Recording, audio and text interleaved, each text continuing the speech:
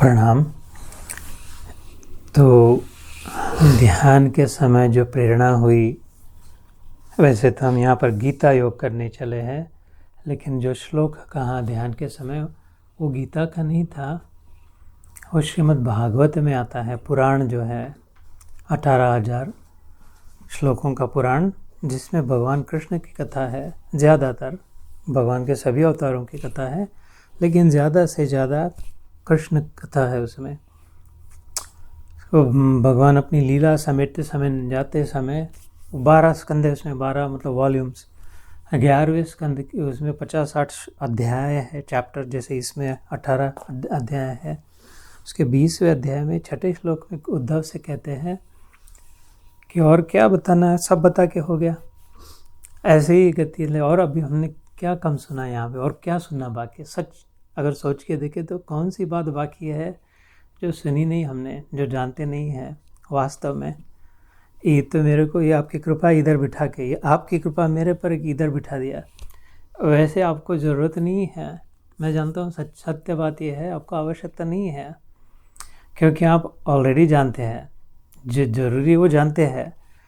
मुसीबत केवल उसका उपयोग करने की है ना। और उसके लिए अवेयरनेस, मतलब वो ध्यान में रहे, सामने रहे, याद रहे। अरे हाँ, वो भूल जाते बार बार, अरे हाँ ये मैं कहाँ फिसल गया, फिर से पैर फिसल गया, ऐसा नहीं करना था, ये बराबर नहीं है। हम ये भी चॉइस कर सकते हैं। और भूल ही जाते बार बार, फिर से भूल जाते, फिर से वो गलती कर देते। तो मुसीबत ये नहीं है कि हमको पता नहीं है, समझता नहीं है, ज्ञान नहीं है, किसी ने बताया नहीं है, ऐसा कुछ नहीं है। एक ही प्रॉब्लम है जीवन में, याद नहीं रहता। और जब समय आता है ऐन वक्त पे, वो केले के छिलके पे पैर पड़ ही जाता है, फिर से फिसल जाते हैं फिर से हटाना पड़ता है ना। इसलिए वो अवेयरनेस इज़ द। तो जैसे यहाँ पर हर संडे को आकर के फिर से टाइट हम करते, फिर से ढीला हो जाते, फिर से टाइट करते, ऐसे करते करते या तो पहुँच जाए जहाँ जाना था। ढीला हो तो ढीला हो, निकल जाए तो निकल जाए, पहुँच गए। या तो फिर इतना एक बार पक्का टाइट हो जाए कि बिल से गाड़ी चल पड़े ना। इसलिए ये इसे साधना कहते हैं। साधन मतलब व्हीकल, गाड़ी है ना। तो उसमें जो बैठता है उसको साधक कहते हैं, और जो पहुंच जाता है उसको सिद्ध कहते हैं, और जो टूल होता है उसे साधना। तो ये साधना मार्ग है हमारा। और ये गीता योग, ये सब साधन है। These are vehicles that are taking us there. तो जितने देर तक बैठे रहे अपनी गाड़ी में, उतने देर तक यात्रा आगे होगी। फिर से बार बार निकल गए, फिर बैठे बाहर से निकले, तो फिर बहुत ज़्यादा डिटूर लिए तो बहुत समय लग जाएगा। इसलिए तो भागवत के श्लोक में कहा था, कृष्ण कहते हैं उद्धव से कि बस ये 3 बड़े बड़े हाईवे तेरे सामने रखे हैं ना, पिक वन। यहाँ से अगर आपको वाशिंगटन DC जाना हो, कैपिटल बिल्डिंग जाना हो, वाशिंगटन में, तो या तो हम सीधा यहाँ से जा कर के 66 से चले जाओगे, या तो फिर थोड़ा और नॉर्थ जाके टोल रोड ले लोगे, या तो कोई 50 से चले जाएगा। तीनों जाते हैं DC में, बिल्कुल जाते हैं। टेक 66, 50 और 267 toll road, they all go exactly to DC। Pick one, depending on किसको कितना समय है, किसको टोल देना है नहीं देना है, किसको आराम से जाना है, किसको ट्रैफिक, किसकी हाई, अपने अपने रुचि। ऐसे ही भक्ति मार्ग, कर्म मार्ग और ज्ञान मार्ग, ये 3 प्रमुख। और तो बाकी तो है ही, लेकिन these are the main highways ना, इनमें से। तो संक्षिप्त में कह, अगेन ये बात कोई नई बात नहीं है। I know that you know already, मैं जानता हूँ कि आपको पता है ये सब, है ना। लेकिन फिर भी उसको रिवाइज करने के लिए, रिफ्रेश करने के लिए। और दूसरी बात ये होती है कि नुकसान ही होता है कि हमसे ये तो सुना हुआ है, ये जानते करके आगे निकल जाते हैं। लेकिन वो गलती होती है, आगे नहीं निकलना है, उधर रुक जाना है, उधर सोचना है। जो अगर जानते हैं तो अब तक काम हो जाता था। बस जो बात जानते हैं उससे काम बन जाता है। सुना है ये बात ठीक है, लेकिन जानते हैं ऐसा नहीं समझते। समझा है क्या, है ना, समझ अंदर में होती है। तो इसके लिए तो ज्ञान मार्ग, ये 3 मार्गों में से जो बताया, जैसे तो ज्ञान मार्ग ये होता है कि ये समझ ले कि मैं ही सब में हूँ। ये पक्का जब समझ में आ जाए, अनुभव हो जाए, खाली सुना हुआ नहीं, खाली कैसे, अनुभव जब हो जाए कि ये मैं शरीर हुई नहीं, मैं मन हुई ही नहीं।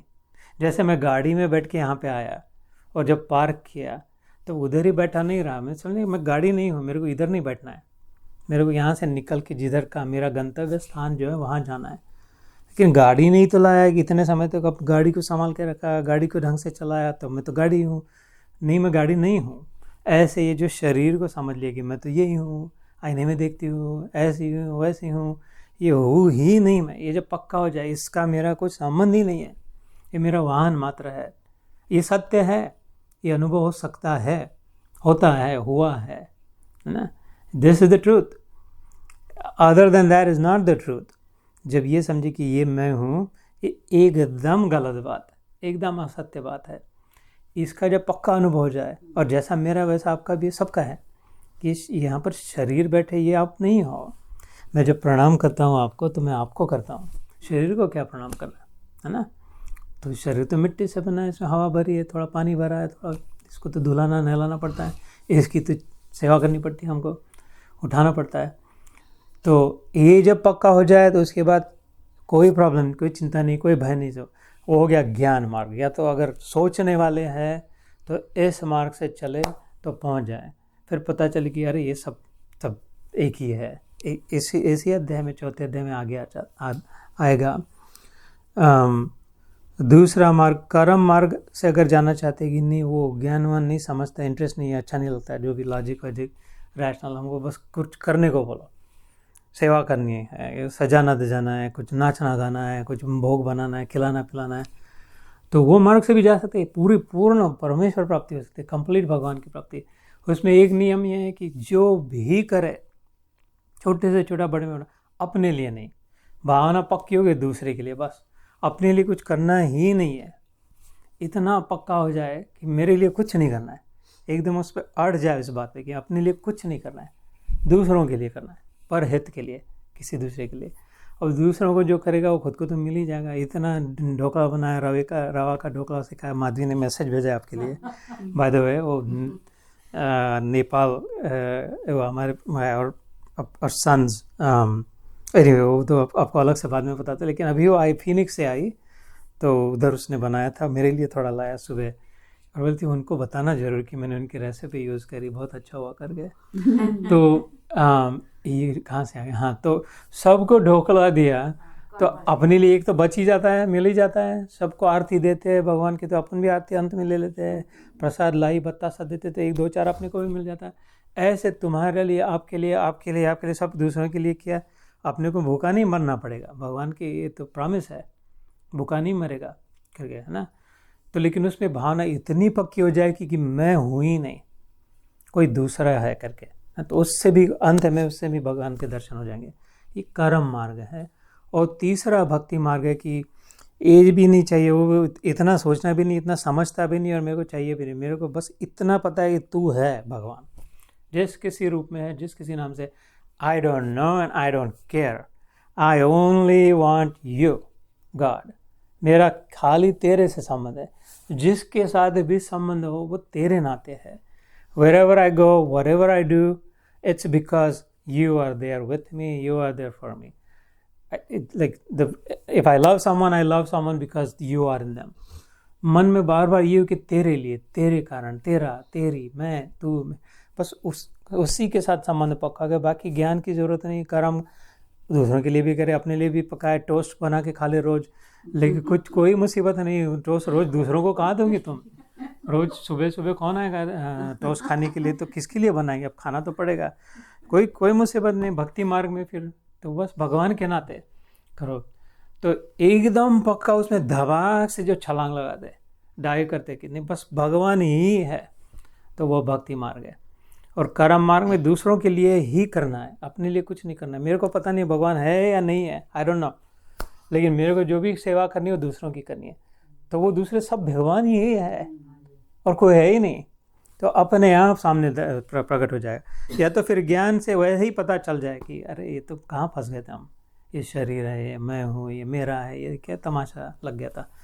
तो ये बात ये यहाँ पे नहीं है, लेकिन वो ध्यान के समय जो श्लोक कहा था भागवत का, वो खाली श्लोक कह के ना छूट जाए, इसलिए उस पर थोड़ा प्रकाश डाल करके कि ऐसे 3 मार्ग है। फिर उसमें छोटे मोटे और ये ध्यान योग है, ये हो गया, ये तो चलता है। लेकिन और सबसे बड़ी बात गीता का महत्व क्यों है कि मैंने जैसे आपको मैंने कह रहा था कि मेरी शुरुआत तो अध्याय इससे हुई थी, योग वशिष्ठ महारामण, इतना बड़ा, इतना गहन, इतना क्लिष्ट, इतना मुश्किल बहुत है ना।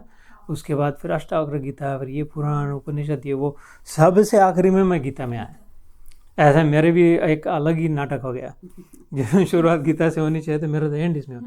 लेकिन फिर पता चला कि ये जो भक्ति मार्ग, क्या ज्ञान मार्ग और कर्म मार्ग, ये तीनों योग जो है, ये तीनों गीता योग में तीनों आ जाते हैं।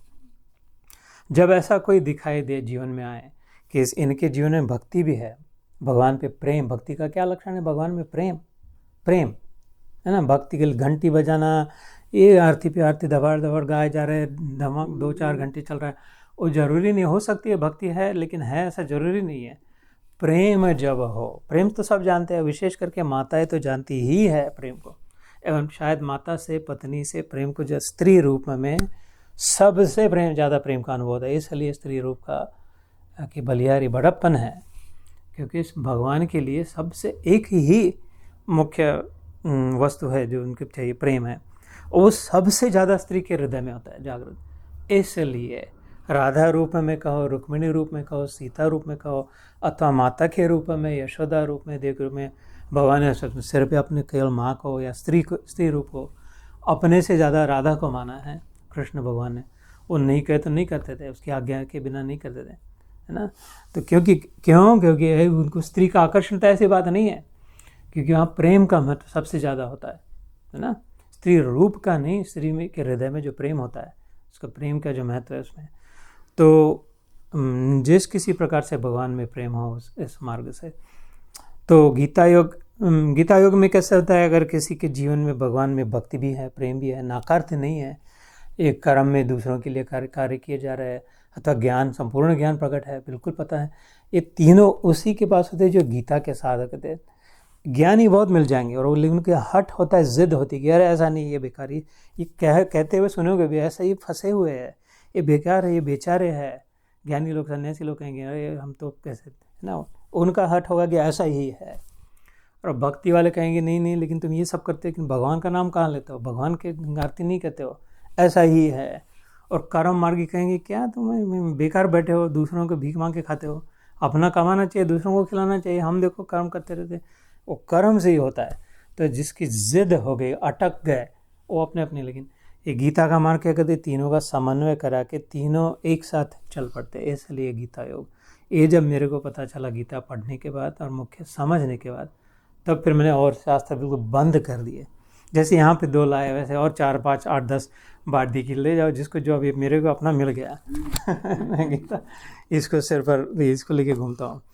तो इस गीता योग में हमारा अभी आज का चौथा अध्याय चल रहा है।